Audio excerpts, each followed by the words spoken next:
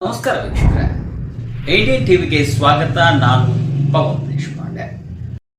ಸರಿಯಾದ ಸಮಯಕ್ಕೆ ಬಾರದ ಬಸ್ ಪ್ರತಿಭಟಿಸಿ ಆಕ್ರೋಶ ಹೊರಹಾಕಿದ ವಿದ್ಯಾರ್ಥಿಗಳು.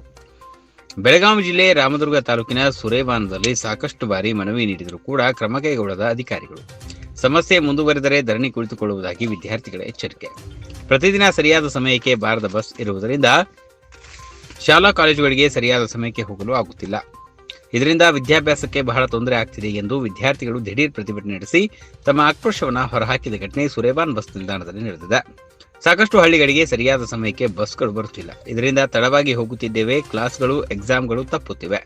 ಈ ಹಿಂದೆ ಬಸ್ಗಳನ್ನು ಬಿಡುವಂತೆ ಸಾಕಷ್ಟು ಮನವಿ ಮಾಡಿದರೂ ಸಹ ಯಾವುದೇ ರೀತಿಯ ಕ್ರಮ ಕೈಗೊಂಡಿಲ್ಲ ಎಂದು ಕೆಲ ಹೊತ್ತು ಬಸ್ಸುಗಳನ್ನು ತಡೆದು ತಮ್ಮ ಆಕ್ರೋಶ ವ್ಯಕ್ತಪಡಿಸಿದರು. ನಮಗೆ ಬಸ್ ವ್ಯವಸ್ಥೆ ಸರಿಯಾಗಿಲ್ಲ, ಇದರಿಂದ ಪರೀಕ್ಷೆ ಬರೆಯಲು ಸರಿಯಾದ ಸಮಯಕ್ಕೆ ನಾವು ಹೋಗಲು ಆಗಲಿಲ್ಲ.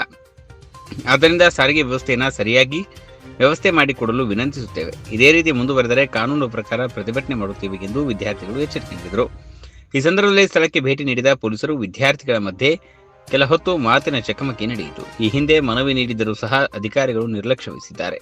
ಸಮಸ್ಯೆ ಹೀಗೆ ಮುಂದುವರೆದರೆ ವಿದ್ಯಾರ್ಥಿಗಳು ರಾಮದುರ್ಗ ಘಟಕದ ಯಾವುದೇ ಬಸ್ಸುಗಳನ್ನು ಧರಣಿಯಲ್ಲಿ ಕುಳಿತುಕೊಳ್ಳುತ್ತೇವೆ ಎಂದು ಎಚ್ಚರಿಸಿ ಮನವಿಯನ್ನು ನೀಡಿದ್ದಾರೆ.